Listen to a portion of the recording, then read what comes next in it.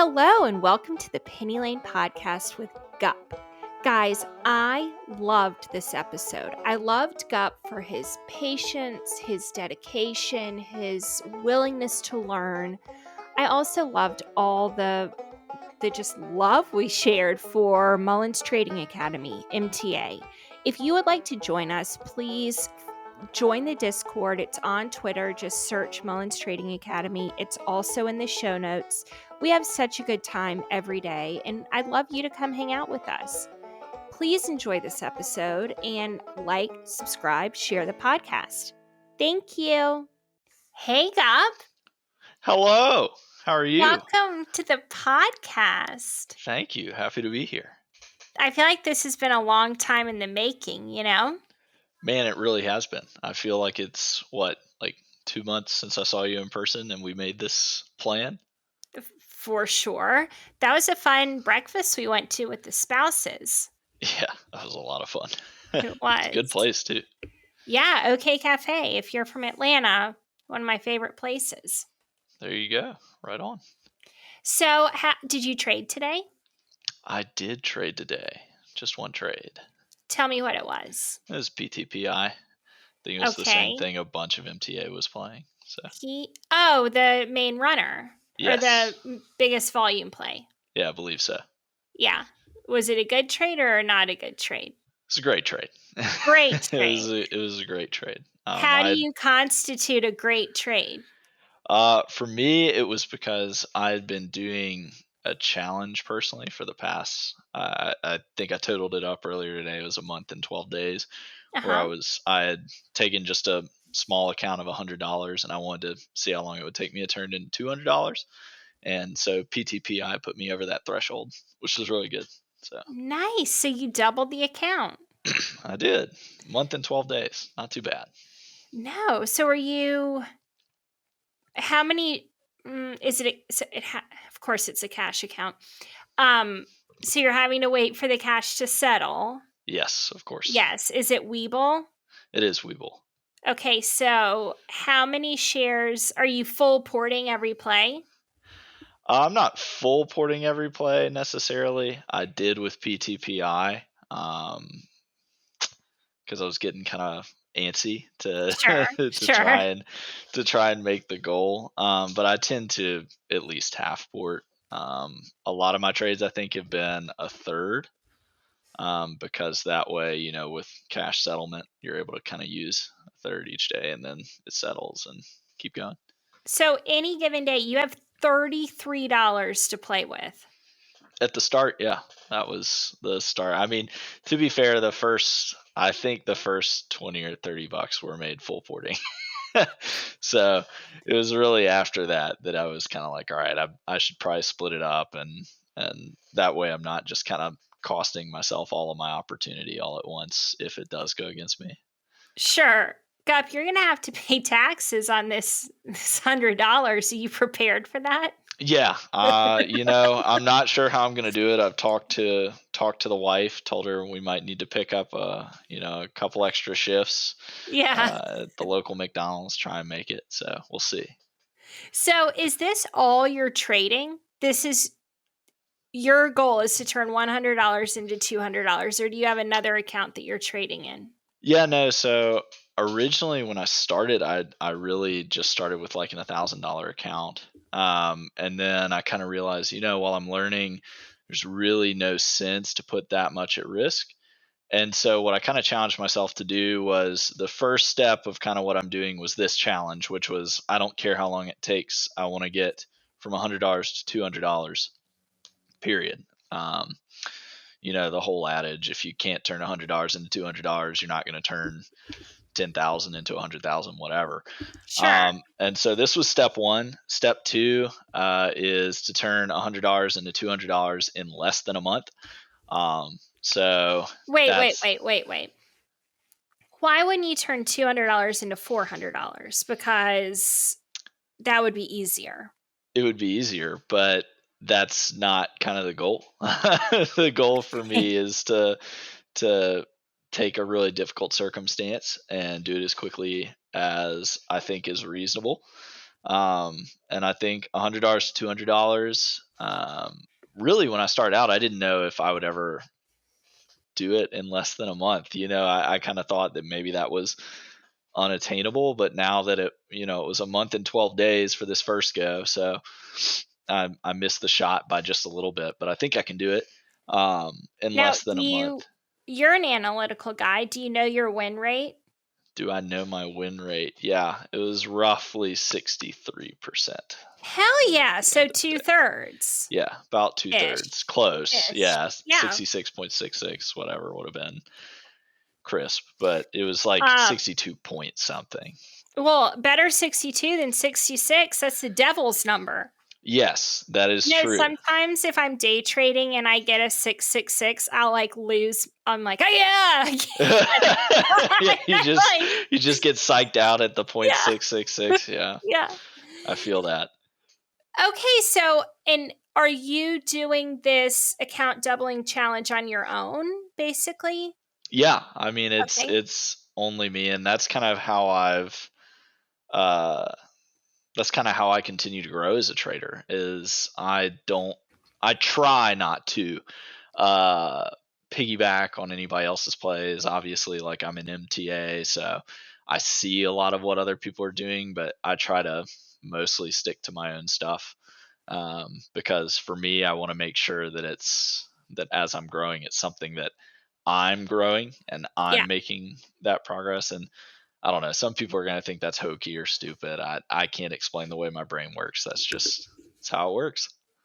No, I'm sure, I've been on that personal journey of not being an MTA for a little bit. And I just like me and the charts and I've been on my own personal thing. But man, has it given me a lot of conviction in like, this is what I'm doing. And it's what I trade is not for everybody. Like it's a lot of low volume stuff. A lot of my plays take 4 or 5 hours, but I'm just like, well, this is what I feel like comfortable. I don't know. There's a comfort level to doing your own thing. That's what it's all about, right? Just kind of finding what your system is and what your style is and building the conviction to follow that, so that you're kind of self-sufficient that way.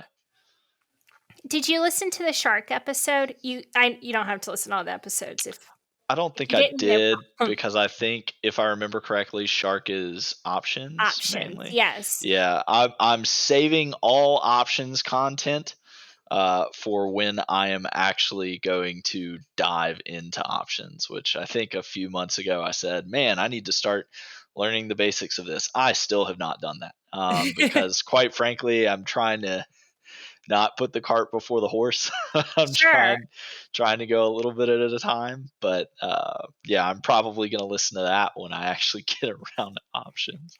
Well, which terrify me, by the way. They're terrifying. So that makes a lot of sense. I completely freaked out on this shark episode because he's got a big following. I know I've heard just by reputation how good he is, and Justin couldn't do that interview. So maybe an hour before the interview, I just freaked the fuck out and was like, I need someone to do this with me. And I ended up doing it by myself and had to just be like, I don't know about options, so I need to talk to you about trading. And we got into a pretty deep conversation about he's a musician and I'm a painter, and just choosing your way from starting a song to ending a song, or starting a painting to ending a painting. There's no right way to do it, but you have to have the conviction in yourself to get from point A to point B in a way that works for you. And in that way, there's so much about finding your own style and being comfortable and everything that you're doing that I think is so. I say all that just to say I really admire what you're doing. This, turning $100 into $200, that it is your own thing and admirable, and it's going to give you so much confidence. And I'm jealous that you have the patience to do it. Obviously, I just put $25,000 into an account and was ready to roll. So I did not have that Well, patience. I'm a spry 27-year-old kid with not that much in savings. So as a matter of fact, I don't know that I have that much to my name right now. Um, but no, I mean it's something that I heard a lot of people say as I was first getting started, especially in MTA. People would always say if you can't turn, X small amount into usually double X that small amount, you're not going to turn 10,000 to $100,000. And I really gripped onto that and just kind of said, if I'm going to be serious about this and I'm hoping that someday I can take it fast in some regard, then I better damn well be confident that I can be successful taking it slow. For sure. I think it's really cool to hear kind of like how y'all thought about it artistically, because I'm the least artistic person in the world. A lawyer by trade, I'm sure that's not shocking. Um, but for me, like kind of like you said earlier, a lot of things are analytical for me. So to kind of hear people compare it more to like an artistic process is interesting. Like, Well, I would think it'd be similar to building a case or an argument. I mean, you and I, but I told you I was a history major, and all getting through my degree in building cases, like that's it's so similar to trading. Like no one can tell you how to write a history paper. You just got to figure it out. yeah, I think if I had to compare it to something, and I have not had the wonderful opportunity to actually take a deposition yet, but I've seen many depositions. And I think I'd probably compare trading to, at least in my area of work, preparing for a deposition, because you're just sitting there trying to figure out everything you know about the chart, everything you know about the ticker, and everything you want to know about it. And then you got to go in and sit in the room with it and figure it out. It's a lot of fun. Cool. I love that. I love that analogy. So tell me what got you first interested in trading. This is going to be the lamest answer of all time, but I was on Twitter one day and in March of this year, so March 2021, and for whatever reason, I don't even know why, because I don't know that my timeline would ordinarily have stock content back then, but a chart came up. I don't remember whose it was, but somebody had charted some play, and of course, at that time, it made absolutely no sense to me. It was literally just a picture with some sticks and some lines, and I don't know. I just really liked it aesthetically. Again, I'm the least artistic person I know, um, and so I don't really have a lot of hobbies or any hobbies really prior to trading that are kind of artistically inclined. But this was sort of, looking at this chart was kind of like, wow, this is really cool to look at. I want to know how these things work. I kind of was interested in just making my own charts, not to trade. I was interested in it because it looks so cool. Um, and so really I just went from there and straight up shamelessly Googled like stock charts and started just pulling charts and figuring out what different lines meant. And then as I figured out, I followed that person who shared the chart. And then I would get more content and people would say, oh, here's my support, here's my resistance. And then I'd literally just kind of start plugging that in Google and saying like, oh, chart support resistance. Oh, chart trend lines. Oh, chart EMAs, like whatever it may have been. And yeah, I mean, I just got into it from the sheer luck of really loving a chart that I saw one time scrolling through Twitter, and I guess everything since then is history. God, what a pure reason to get into it. So you want to start charting yourself. Did you open a brokerage account or did you start on a charting software? No, so I definitely didn't open a brokerage account. Really, I guess somewhere in researching fibs, like I remember like seeing somebody's chart with Fibonacci's one time, and in that tweet they mentioned technical analysis. like TA. Well, they mentioned TA, and so then I googled like TA stock charts, like whatever, and What did came came across technical analysis. I mean, good thing you put the stock charts in there, right? If you're just Googling TA. Yes, no, exactly. It was like TA stock chart, or like what does TA mean in reference to stock charts? God, I wish you'd Googled what does TA mean. Yeah. Oh man. Oh no. I have my last two brain cells and I rub them together to get just enough of a Google search. But yeah, so I Googled that, and of course technical analysis came up. And so then I didn't even think to call it charting software. I really was like looking up technical analysis software, like that kind of tool, like tools for technical analysis, like, which frustratingly brought up like more videos about like just technical analysis in general. But eventually I came across Thinkorswim. Um, and thank the Lord it was free to use. And thank the Lord that there are very few people that have seen my first like few charts that I ever did on Thinkorswim, because boy, those are abysmal. But yeah, so I got Thinkorswim, and I would open up like the fake version of it, the paper trading version of Sure. Thinkorswim, and I Yeah. would just chart. And it, at that time I didn't even know about like live data, or what that looked like. So I was really just looking at daily, weekly charts and just kind of charting them just for fun. I mean, I didn't even know really what I was doing. I would just kind of learn some things and then kind Did of. it take you any time to learn the Thinkorswim platform? Because, that took me like a month. Oh, of course it did. I mean, I had Like, no clue what I was doing, essentially. I think probably after a few weeks, I put my brain cells together again, aforementioned two brain cells, and realized that maybe I could just like YouTube search like Thinkorswim trading setup and mhm. poke around. And I don't remember whose video I watched, but somebody had like a 10-minute video of how to set up a good Thinkorswim setup. And I was like, oh, great. This This'll works. Like, work. and of course their setup was like, I guess, efficient for actual trading, and all I was wanting to do was kind of get it arranged so that my chart would look decent. But whatever, it, it worked out. Actually, I don't really know where to go yet or next because I'm interested in your technical setups, but I also don't know what Fibonacci means, and I've always wanted to know, and this seems like a golden opportunity. Oh God. Okay. Fibs.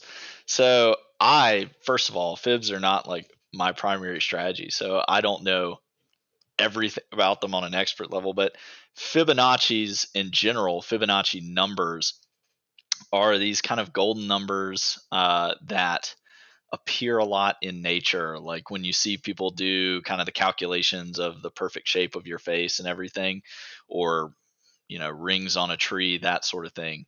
Fibonacci numbers are these numbers that pop up all throughout nature. And so somebody apparently, who is obviously far brighter than I'll ever be, had the idea that maybe you can just apply Fibonacci type retracements to stock charts. And so the Fibonacci tool that's exactly what it is. You pull a Fibonacci from point A to point B, and Like a line?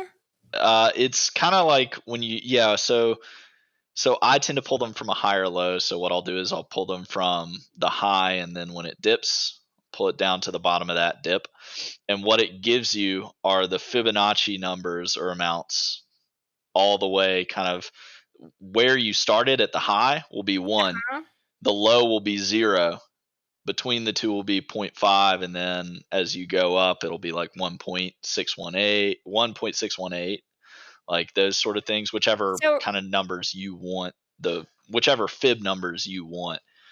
And people have just noticed that stock charts sometimes tend to respect fibs. are those levels?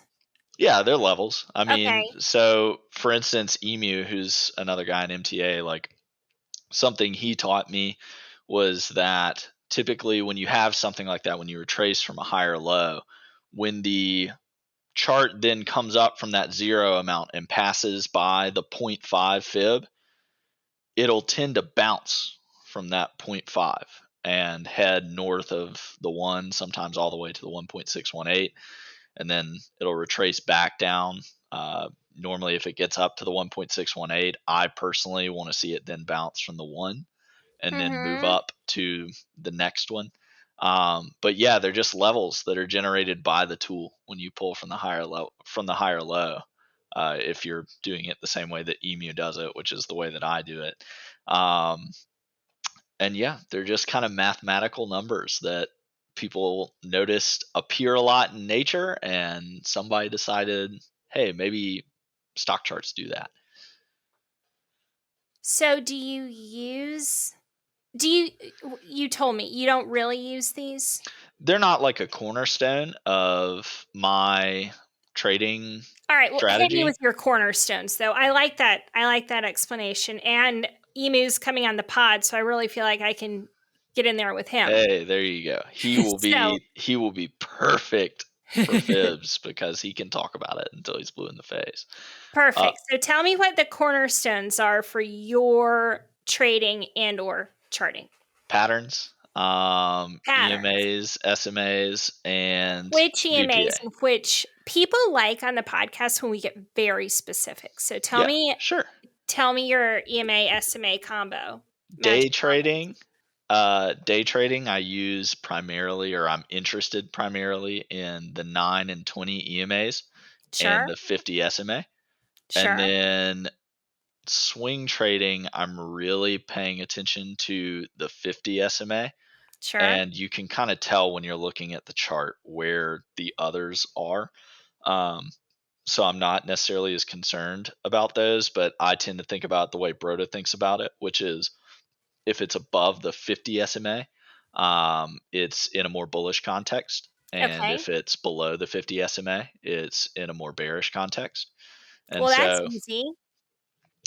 yeah, it's certainly one quick indicator for me to just kind of ask myself, how's this stock trending recently? And Mhm. then also, like I said, you kind of start to get a feel for where the others are without necessarily having them on the chart. But um, there's a lot to be thought about with kind of how, if the 200's overhead, I might be worried or okay with it, depending upon how far away or close it is overhead, those kind of things. But really, it's the 50 that I'm keying on for swing trading. For swings. Okay, well, I day trade, so I feel like I can talk about that more intelligently. So you've got these on your chart, and then you're looking for patterns within the respecting the EMAs and SMAs, or do you use the SMAs and EMAs for entries and exits?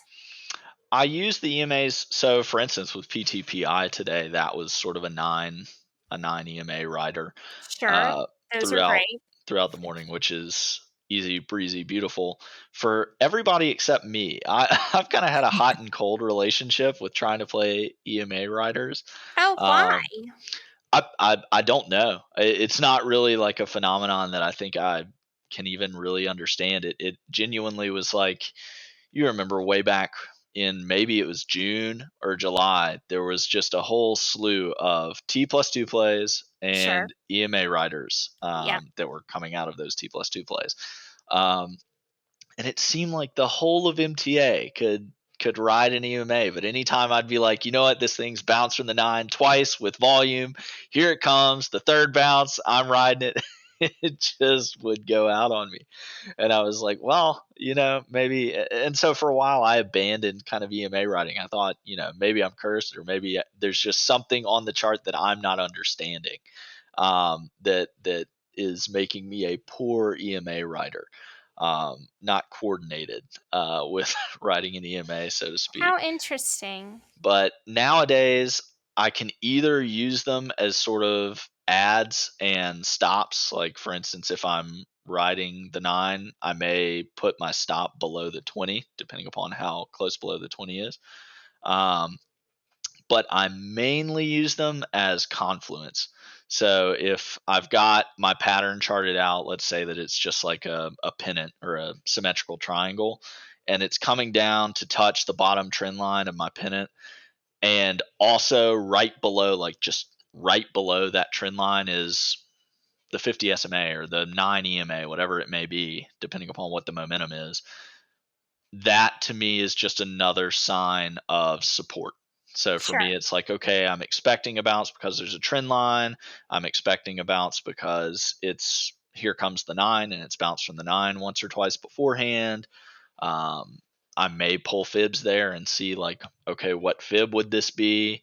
If that also happens to line up with the 0.5 fib level, then that's kind of 3 reasons that I might be interested in taking the entry there. So for me, the EMAs, I'm trying to trust my gut, especially after PTPI. I'm trying to give EMA writing another another good chance, but for the most part, I think of it as confluence with other things that I'm looking at. Okay. So what's your like A plus? You see this on the chart. That is the stock you're taking. Descending wedge into an inverse head and shoulders, and if it's intraday, I'd love for it to be bouncing off of. I'd love the head of the inverse head and shoulders to be bouncing off of pre-market high. Okay. So what I want to see is I want to see a momentum runner shoot past it. And when I say shoot past, it's not a certain percent in mind for me, at least not yet, because I just haven't seen enough charts for me to kind of get a grasp over what percent might be the golden percent. But I want to see that chart, that momentum shoot past pre-market highs. And then especially because I've kind of started using the 15 and 30 minute more, Sure. and started Sure. looking for sort of Is your these. stomach feeling better? Yes, it's Yeah. feeling a lot better. It Yeah. helps me kind of slow down Yep. during my workday. So, I'm able to actually keep track of what I'm doing during my workday God, I without. love switching over to the old 15, 30 minute. I'm like, Yes. okay, Yes. I can wait. slow it down. I can wait for that well-formed hammer that Sure. is. Yes. Yeah. Seeing a hammer on the 15, that's an There's nothing exciting like time. that. There's It's nothing like it. truly not, especially if it's a hammer off the 9 Oh, on a 15-minute time frame. That's what happened to me on my bird trade today, and I was like, "Oh yeah. there Oh you yeah." go. There you go. And so, yeah, these things that they get momentum, they shoot past pre-market highs, and then I'll wait to the middle of the day. I'll wait as long as it takes. Once they start that pullback, and I love it when they come down back near pre-market high, and you start to get that lower wicking on the 5, and then I want the head. I'm not going to enter on the head because I want to make sure it bounces from pre-market highs, but I love to see that head come down and just kind of graze pre-market highs. And then the real key for me is then when it gets that push up from what is the head of the inverse head and shoulders that I'm trying to anticipate, it's going to form that right shoulder, and I want to see positive RSI divergence when it's Okay. forming. It's like sharp positive RSI divergence on that. And so once I've got that, and especially if I check it on like the 15 and I see that, depending upon how slowly it's forming on the 5, if I can see that it's really just kind of a dwindling volume of selling as it's getting to that point and forming that shoulder, that's go time for me. That's what I love to see, because generally you also, it's not, at least as far as I've been involved and seen, it's not so far from pre-market high that your risk is very large.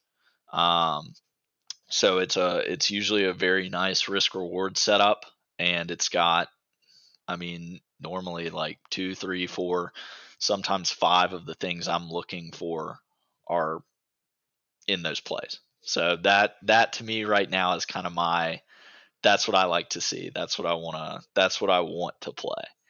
So you're entering on the shoulder. Yes, I'm entering Yes. on the shoulder. Okay. And what are you risking?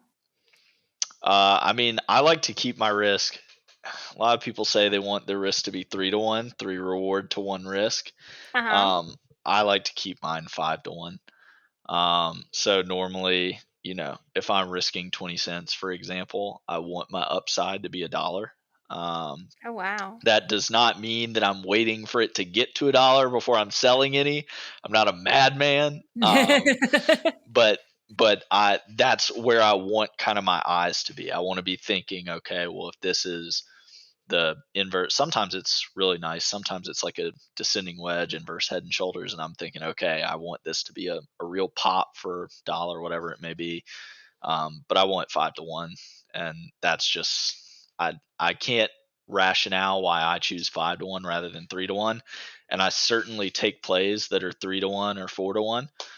It's not like I ignore those, but I refuse to take plays below 3 to 1. So Sure. You are a rule follower, and I like it. lawyer by trade. Very anxious when we get outside the rules. Very anxious when we get outside the rules. So. I'm loving this.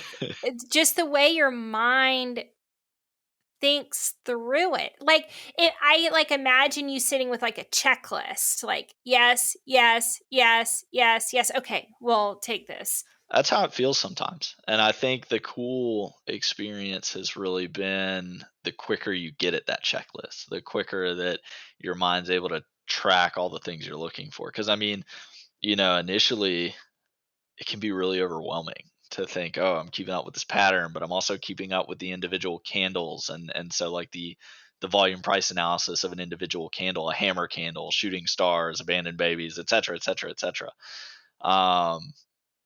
And so as you get more practice at it, you get used to looking at these charts and thinking, okay, well, this is a pullback, is a low volume pullback. What's the pattern like on the 5? Okay, but what does it look like on the 15? Oh, there's severe upper wicking on high volume. That's not good. Like, maybe I'm out of this one, next chart, whatever it may be. And so kind of adapting to thinking in multiple time frames and trying to capture that entire picture in as short amount of time as you can so that you For can sure. get your entry. I It's think tough. I think I told this story on the Chathan episode, which will have come out right before this. But I trade sometimes during the day with Real Simple Ariel, who I just like really like the way he looks at charts and thinks through things. So I found I also don't like to take other people's plays. So I'll like talk to him, but then like I want to find my own play. So I messaged him a ticker and I was like, this is like this is it. This is gonna go. And I was like, I'm already in. Like I'm certain. And then it did work. And he was like, how did you know to take that play? And I was like, the chart screamed at me. And then like after the play worked and we were out of the play, he was like, from now on, only charts that scream at you. But it's all of those little things. I had But that like, on a paper trade with MedX today.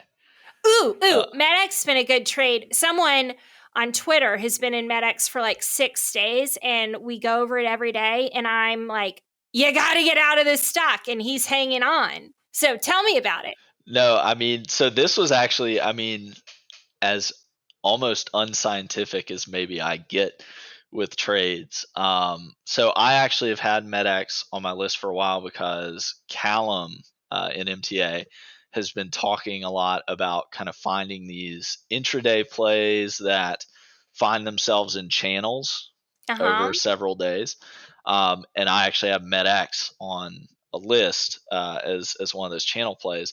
And I've been waiting for it to come down further. I mean, really, it hasn't come down to the bottom of the channel. So But yesterday it was at 5, or it closed, or at 0.5, sorry, yes, right? yeah, yeah. Where was it today? I didn't look at the chart Oh today. man, I have to pull it up to look at it to see where it was. I can get It it. doesn't matter. Go on. Okay. Well, at any rate, MedX was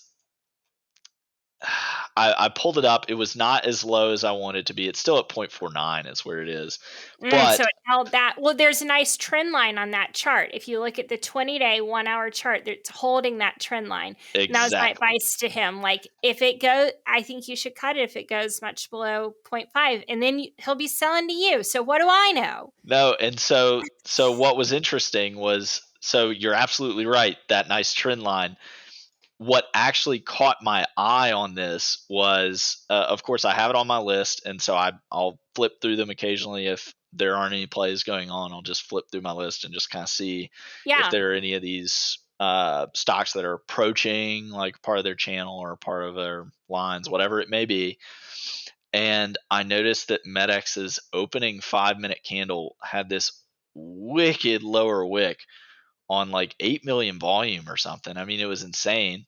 Yeah, 8.5 million volume. And the price was coming back to that level.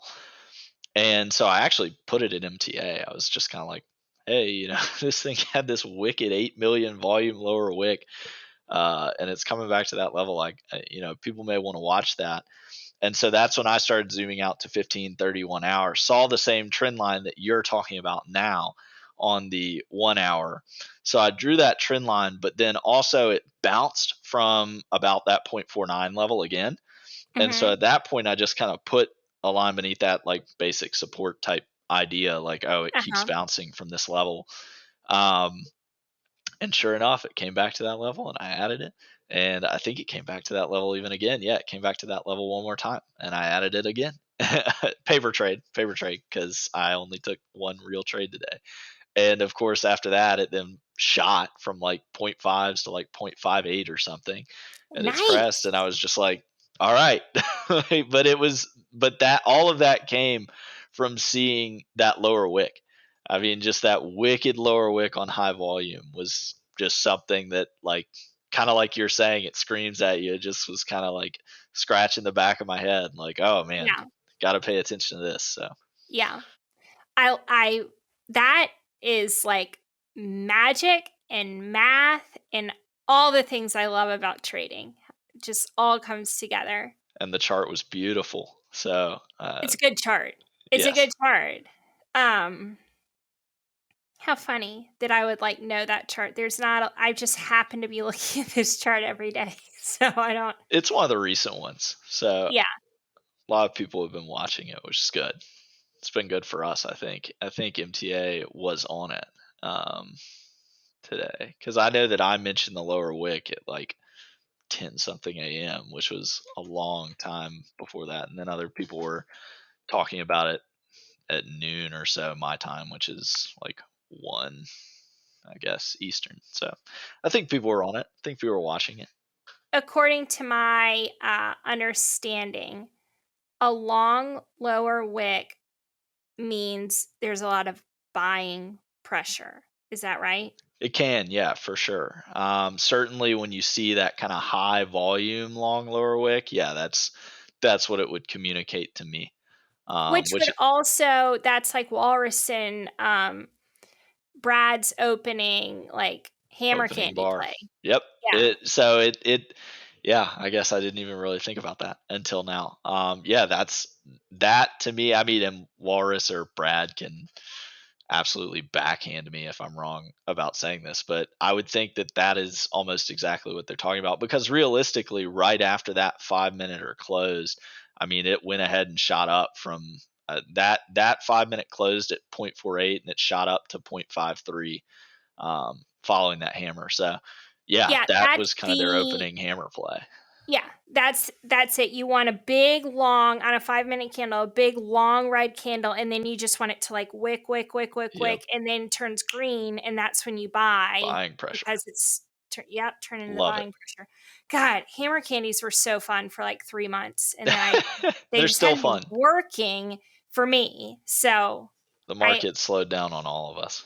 yeah, but God, doing a group hammer candy, glorious. Nothing like it.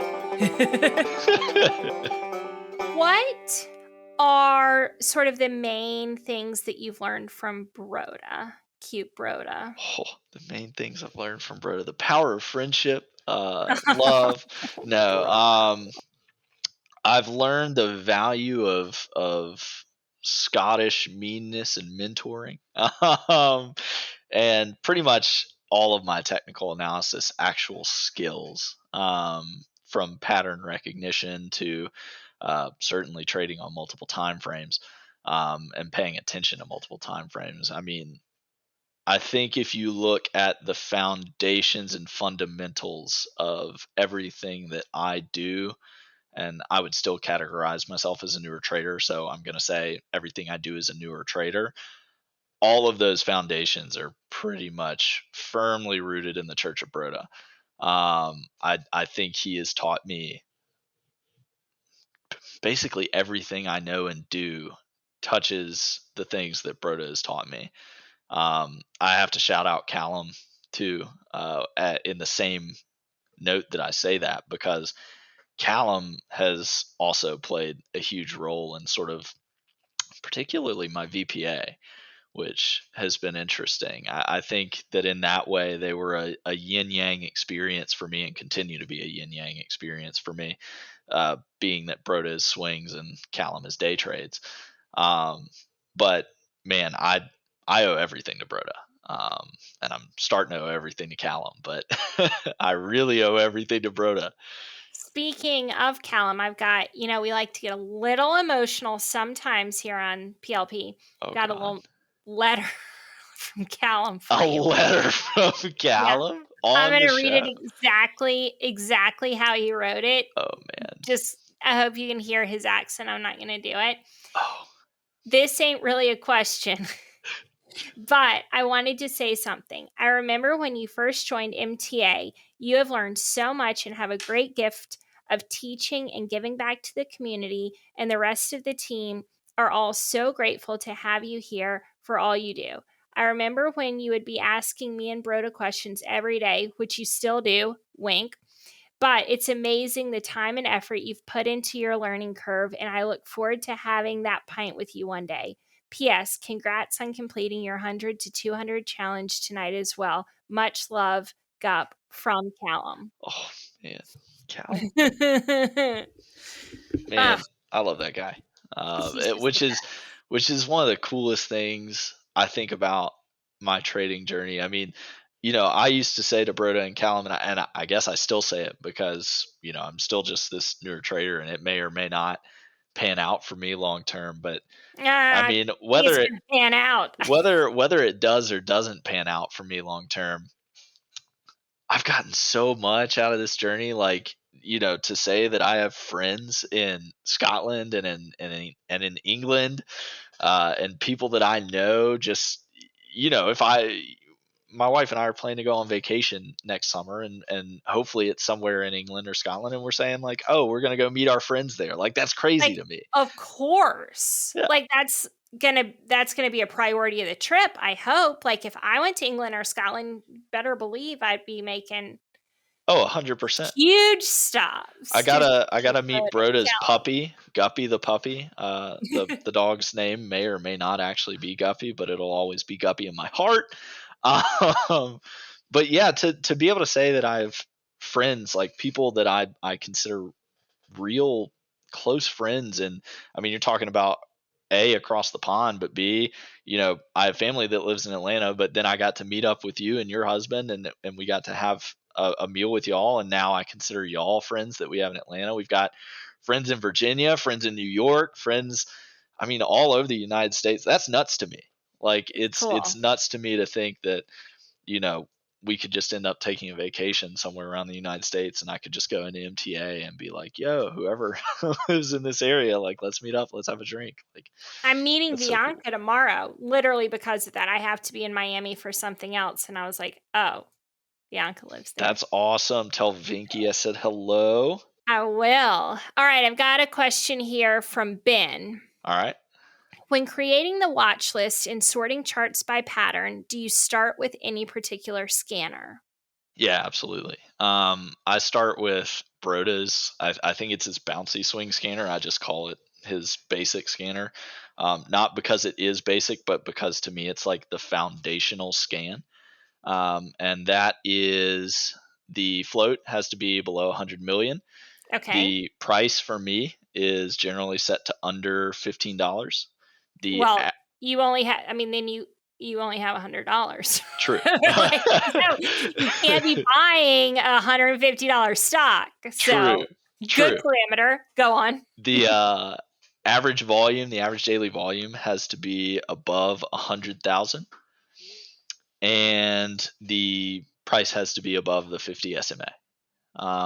So those are the 4 settings on FinViz. That's all it takes to make the magic happen. I mean, that's not all it takes. There are other scanners that I run, but I run 4 scanners, and they're all variations of those same 4 settings. It's just you change one a little bit, and but that is the primary one. That's the one where it all starts. So you said this, but you scan on FinViz. Is that the only place you scan? Yeah, that's the only place I scan. I mean, if I'm doing intraday trading, I just use the Webull top gangers list for the day. So, but for swing trades, yeah, FinViz. That's Cool. the only And place I that scan. thanks for going over that. A lot of people are asking me like, where do you find the plays? I'm like, well, I got my In your places heart. to find You them. find them in your heart and in your soul. um all right, next from Mr. Emu himself wants to know if there was one thing you can point to that you would give credit to for significantly improving your trading and understanding of the markets, what would it be? Am I cheating, or is it unfair for me to say MTA here, or is it like too much of a No, shameless plug? no, Um, we're MTA peeps. because that's 100% the truth. I mean, like, it starts with Broda, and it kind of goes from Broda to Jixer, and then from Jixer to Callum, and then from Callum to Emu to Brad to James to Happy to Gusto. I mean, it's MTA bar none. And MTA encapsulates so many people.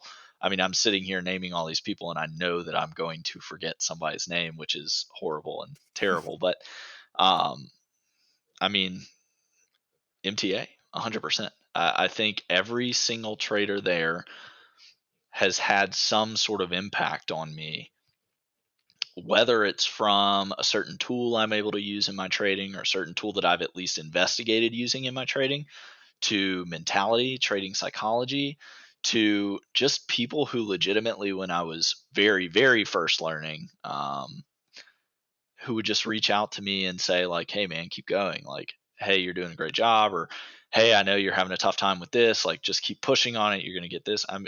It's been incredible. So Speaking of support, have you ever experienced a big loss big loss. Not that you were upset about? Yeah, certainly that I was upset about. Not any. I think the biggest loss I've suffered is when I had started with that $1,000 account initially, Mhm. after a little bit of learning, and I took a $40 hit, that I felt awful about, because it was like I put $1,000 in, and then over the course of like 3 days, I got it up to like 1,070, 1,080, and then I just took a $40 hit off of, I forget which ticker it even was, but I remember zooming from the daily out to the weekly on that ticker, and realizing that if I had literally even glanced at the weekly, I probably just wouldn't have even, probably would have deleted the ticker from my watch list altogether. I mean, it was in literal topped out no man's land, severe upper wicking from weeks prior. I mean, it just looked awful. And I was, I don't know, it was only $40, but I took that one really personally. If that's Yeah. what you mean. Like, I felt like such an idiot, which is kind of common for me. I'm pretty intensely self-critical, but I've thankfully, like, $40 is my biggest loss. Like, I've thankfully never had something catastrophic. Uh-huh. Again, a lot of You know, that I lost $3,300 the other Yes, day. but I've also seen a lot of your recent winning days on Twitter, and safe to say that you are making far more than than the king's ransom that I bring home daily. Um, a $40, put in perspective, it took me a month and 12 days to make about 2.5 times that $40 loss. Now, it was with $100 account, but all that to say, um, that's been, doubling back or building up on what I've already said, that has been the MTA difference, right? I literally truly started learning from the ground up from MTA. So I've been fortunate to avoid like any large number catastrophic losses, but I've definitely had a couple losses that I took personally. Like, Well, I didn't mean to minimize your loss. Like, I hope it didn't come no, off no, no, I don't take it that way at all. I at don't take all. it that way at all. Honestly, I'm just like sitting here just thinking how like proud I am of you you remind me a lot of Callum. And Callum is like my bestie. So I mean that sorry about the dogs.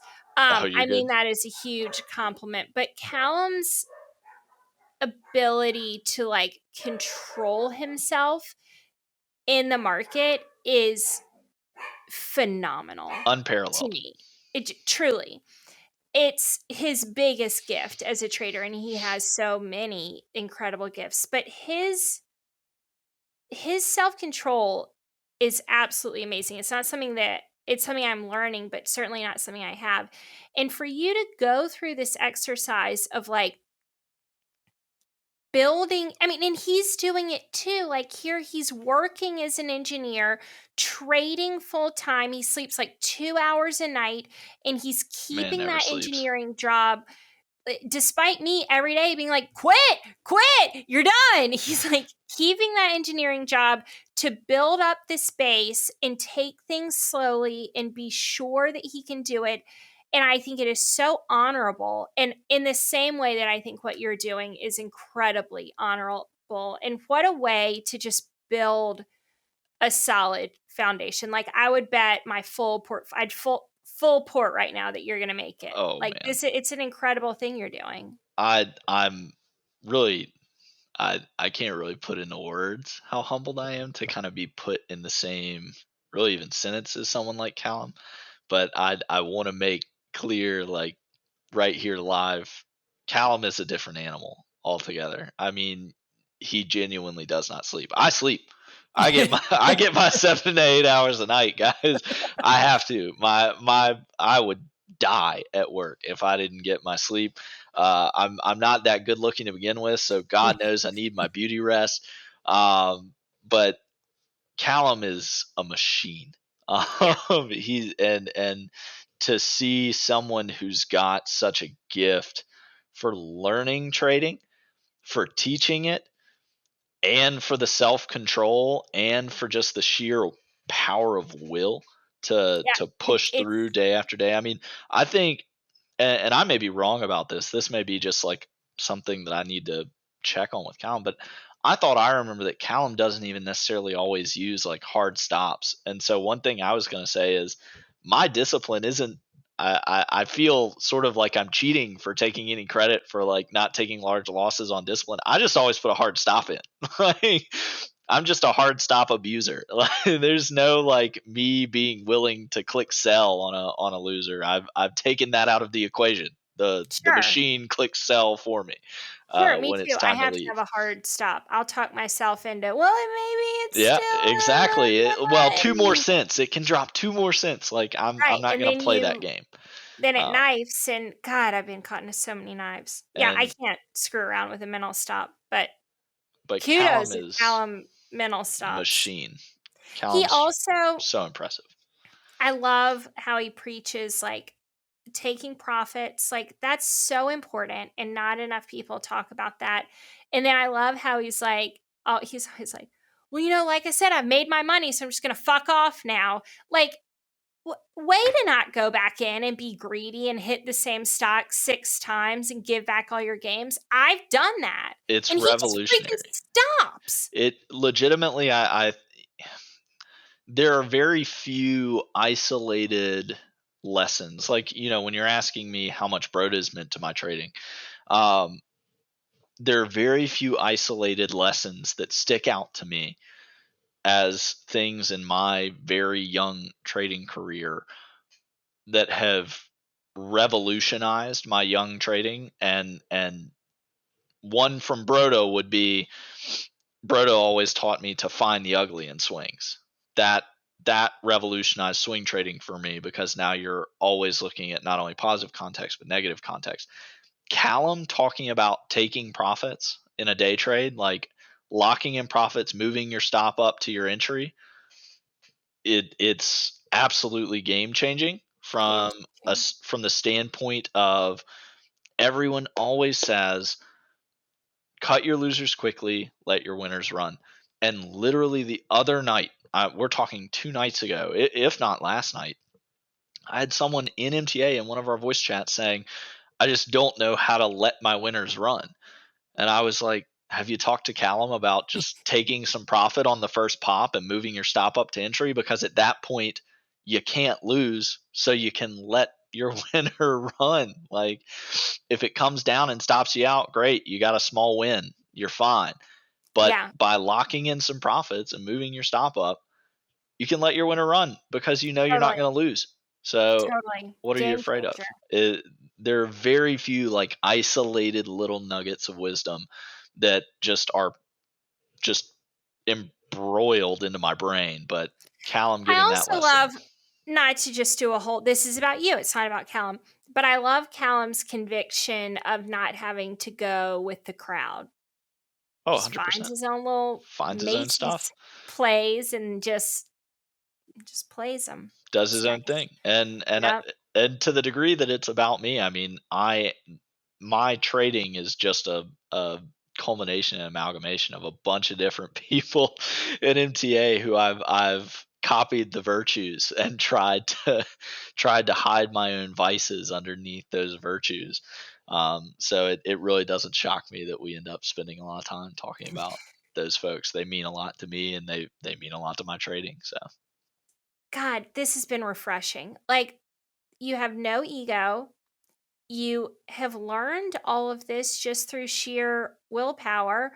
I love, trading, you can't always be right. And I just love your like humbleness and willing to give credit to other people and your work ethic. I mean, I knew you before the interview, but I'm really impressed with you. I I don't feel, this is not me like doubling down on the humility. I don't feel that impressive. I'm just a guy who learned from a bunch of other people, and I'm not gonna, if I sit here and pretend it's all me, if it were all me, then why wouldn't I be Brad Mullins right now? Why wouldn't I be making tons of money? It's because it's not all me. Like, there, the people in MTA, we all put in the same kind of effort to learn and to grow, but we wouldn't be able to do it, and I wouldn't be able to do it if it weren't for all these people who are For teaching me sure. things. So to that degree, I don't feel impressive. I feel more like, the saying, like, you can lead a horse to water but you can't make him drink. I feel Darn, like I I'm just the know it. horse that's drinking from the water. Like, it's not impressive, it's literally life sustaining. I am just doing what I was brought to the water to do. So Well, I appreciate that, but you're impressive. You're an impressive guy. I appreciate that. I appreciate your time. I appreciate you coming on. Um, MTA is the best. It's just the MTA is the best. best. And So for we're lucky to anybody out have there listening who's not a part of MTA, you're missing out. And that's not me shilling. It is literally, I'm watching people's lives change. And it's not like my an life's overnight, changing. yeah, Yeah, it's not like like an complete overnight change. experience. Blaine can attest to it more than anybody. Like, it's not an overnight change. It's not like I'm saying you join MTA and it's like some magic bullet, but it is the start. It can be your Yeah, start to changing your life. That sounds really hokey and really cliche, but it's true. I see it happen with people all the time, I think we're really good at helping people who want to help themselves. for sure. People who have a solid work ethic and are willing to take their lumps, take their losses to learn, they do a good job. All right, Gup, is there anything that I haven't asked you that you wanted to share? Whew, anything you haven't asked me that I wanted to share? I want to give a shout out quickly to Happy Gilmore because he Oh, asked a question that I thought was funny. And so I want to plug his question very quickly. please, He please. asked me how being a lawyer affects my trading. And the truth is that it makes entering trading a lot harder, I think. I can't speak to anybody else's experience, so I don't know for sure, but lawyers are very risk averse people, Happy. We do not like risk. So psychologically, it makes it very difficult. um, but other than that, no, I think we've covered all the bases. Shout out again to everyone from MTA. I can't begin to name everyone. It would literally take up far too much time. But I owe it to people to put their name out there because they're the ones who have put me in a position to succeed going forward. So to that list of people, to Broda, to Callum, to Berkey, to Brad, to Walrus, to James, to Gusto, to all of these folks, Stephen Baker, even came in after me but inspires me daily. I mean, to Steven. all of these people, to Miki, I love all of you. I can't say names for 10 minutes, but um, You know Steven's listening too. oh, for sure. Hey, Steven. Hey, Stephen, and to Jixer, who has been there for me from the start. I mean, to all these people and more, thank you so much. Oh. Good night. Good night. Thank you to our producer Joel Edwards and Chesley Lowe for the banjo music. Please like, subscribe, and share this on social media. We appreciate you guys. By accessing this podcast, you acknowledge that the Penny Lane Podcast makes no warranty, guarantee, or representation as to the accuracy or sufficiency of the information featured in this podcast. The information, opinions, and recommendations presented in this podcast are for general information only, and any reliance on the information provided in this podcast is done at your own risk. This podcast should not be considered professional or financial advice. Unless specifically stated otherwise, the Penny Lane Podcast does not endorse, approve, recommend, or certify any information, product, process, service, or organization presented or mentioned in this podcast, and information from this podcast should not be referenced in any way to imply such approval or endorsement. The third-party materials or content of any third-party site referenced in this podcast do not necessarily reflect the opinions, standards, or policies of the Penny Lane Podcast. The Penny Lane Podcast assumes no responsibility or liability for the accuracy or completeness of the content contained in third-party materials or on third-party sites referenced in this podcast, or the compliance with applicable laws of such materials and/or links referenced herein.